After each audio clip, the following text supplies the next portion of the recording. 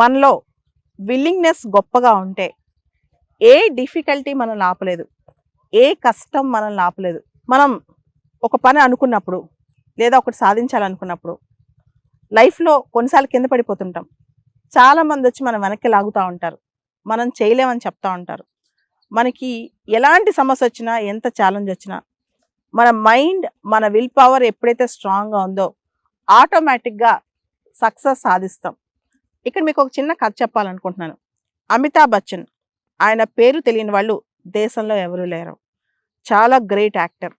బాలీవుడ్‌లో ఈ రోజుకి కూడా ఆయనకి 82 సంవత్సరాల వయసొచ్చినా ఆయన్ని బీట్ చేసే యాక్టరే లేరనమాట. అంత స్ట్రాంగ్, అంత గ్రేట్ ఆయన.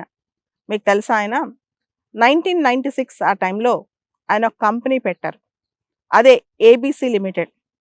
ఆ కంపెనీ ఫస్ట్‌లో బానే ఉంది గానీ, తర్వాత చాలా నష్టాలు చూసింది. అంత పెద్ద యాక్టర్ కదా! అందరూ ఆయన్ని అభిమానిస్తారనుకున్నారాయన. ఎప్పుడైతే ఆయన కంపెనీ నష్టాల్లోకెళ్ళిపోయిందో, ఆయన్ని పలకరించడం అందరూ మానేశారు. ఇన్‌ఫాక్ట్ ఆయనకెవరైతే అప్పులిచ్చారో వాళ్ళందరూ ఆయన ఎనకాల పడ్డారు. పొద్దున్న నిద్రలేసి డోర్ తీస్తే ఇంటికి అప్పులోళ్ళొచ్చి కూర్చునేవాళ్ళంట. బ్యాంకుల దగ్గర తీసుకున్న అప్పులు, ఛానల్స్‌కి వీళ్ళు పే చేయాల్సినవి, రకరకాల బయట క్రెడిటార్స్ దగ్గర తీసుకున్న అప్పులు, ఇవన్నీ ఆయనకి తడిసి మోపుడయ్యాయంట. ఏబీసీ ఒక్కసారిగా కుప్పకూలిపోయిందనమాట. ఆ టైంలో ఆయన ఏం చేసేది లేక పొద్దున 4 గంటలకు ఒకసారి లేసి కూర్చొని, ఆయన ఆఫీస్ రూమ్‌లో కూర్చొని ఆలోచించారంట. ఇప్పుడు నా చేతిలో డబ్బులు లేవు. నా ఇల్లు కూడా కుదవకెళ్ళిపోయింది. ఆయన ఉండే ఇల్లు కూడా తాకట్టుకెళ్ళిపోయిందంట. ఇల్లు కూడా సీజ్ చేసే పరిస్థితి అనమాట. ఇప్పుడు నా దగ్గర అన్నీ కోల్పోయాను. కొన్ని వందల కోట్ల అప్పులున్నాయి. ఇప్పుడు నేనేం చేస్తే నేను మళ్ళా తిరిగి ఫామ్‌లోకి వస్తానని ఆలోచించారంట. ఆ డిప్రెషన్‌లో ఆయన దేశాన్ని వదిలి వెళ్ళిపోలేదు. ఇల్లు వదిలి వెళ్ళిపోలేదు.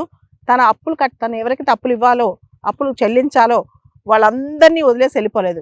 తను ఏం చేస్తే బెటర్‌గా ఉంటుందని చెప్పి ఆయన ఆలోచించారంట. అప్పుడు పొద్దున్నే లేసి యష్ చోప్రా ఎవరైతే ఫేమస్ డైరెక్టర్ ఉంటారో ఆయన దగ్గరికెళ్ళి, సార్ నాకొచ్చింది ఒకే ఒక విద్య సినిమాలు. నాకొక సినిమా అవకాశం ఇవ్వండి అని చెప్పి దాదాపు 60 సంవత్సరాల వయసులో ఆయనకప్పుడు అమితాబ్ బచ్చన్‌కి 60 సంవత్సరాల దగ్గర. ఆ వయసులో ఎళ్లి ఒకప్పుడు అంత ఫేమస్ యాక్టర్ ఎళ్లి ఒక డైరెక్టర్‌ని, ఒక ప్రొడ్యూసర్‌ని అడిగారనమాట. యష్ చోప్రా ఇలాంటి సినిమాలు ప్రొడ్యూస్ చేస్తారు, డైరెక్ట్ కూడా చేస్తుంటారు. యష్ చోప్రా దగ్గరికెళ్ళి అడిగేసరికి యష్ చోప్రా వెంటనే ఆయనకి ఇంత పెద్ద యాక్టర్ దగ్గరకొచ్చి సినిమా ఆపర్చునిటీ అడిగారని చెప్పి 'మొహబ్బతే' అనే సినిమాలో అవకాశం ఇచ్చారంట. వెంటనే ఆయనకి 'కౌన్ బనేగా కరోడ్‌పతి' ప్రోగ్రామ్‌లో కూడా జనరల్‌గా అంత పెద్ద స్టార్‌డమ్ ఉన్న యాక్టర్ 'కౌన్ బనేగా కరోడ్‌పతి' అప్పట్లో ఆ ప్రోగ్రామ్ హిట్ అవుద్దో లేదో ఎవరికీ తెలీదు. టీవీ సీరీస్ అనమాట అది. సో, ఆయన క్విజ్ ప్రోగ్రామ్ మీ అందరికి తెలుసు. 2000 సంవత్సరంలో ఆ క్విజ్ ప్రోగ్రామ్‌కి ఆయనకి అసైన్‌మెంట్ వచ్చిందంట. సో, సినిమాలు, క్విజ్ ప్రోగ్రామ్, యాడ్స్ చాలా మంది నవ్వుకున్నారంట. ఏంటి అంత పెద్ద యాక్టర్ వచ్చి టీవీలో క్విజ్ ప్రోగ్రామ్ కండక్ట్ చేస్తున్నారని. ఆయన తను తక్కువ అనుకోలేదు. ఏం చేస్తే తప్పేంటి? మర్యాదగా, లీగల్‌గా ఏదైనా చేయొచ్చు. మన సభ్యత కోల్పోకుండా అని చెప్పి ఆయన పోరాటం మొదలెట్టారంట. అంటే ఒకప్పుడు 1970స్, 80స్‌లో స్టార్‌గా మెగాస్టార్, సూపర్ స్టార్ అంటాం అమితాబ్ బచ్చన్. ఆ స్థాయికి ఎదిగిన ఆయన ఒకటేసారి కింద పడిపోవటం, ఏబీసీఎల్ అని పెట్టి కింద పడిపోవటం, దానిలో అప్పులు పాలవటం, కొన్ని వందల కోట్ల అప్పులకు పాలవటం, ఇవన్నీ అయిన తర్వాత మళ్ళా తిరిగి ఆయన పుంజుకున్నారు. ఎలా తెలుసా? ఆయన నమ్ముకుని, ఆయన శక్తిని నమ్ముకుని, స్వశక్తిని నమ్ముకుని. ఆ టైంలో ధీరుభాయ్ అంబానీ, అప్పట్లో ముఖేష్ అంబానీ వాళ్ళ తండ్రి బతుకున్నారంట. ఆయన అప్పిస్తానన్నా నీకు ఇస్తాను, ఈ డబ్బులు నీ కష్టాలన్నీ తీరిపోతాయన్నా తీసుకోకుండా తను సొంతంగా మళ్ళా ఎదిగి పైకొచ్చారంట. ఈ కథ అమితాబ్ బచ్చన్ ఇప్పుడు అందరితో షేర్ చేసుకుంటారు.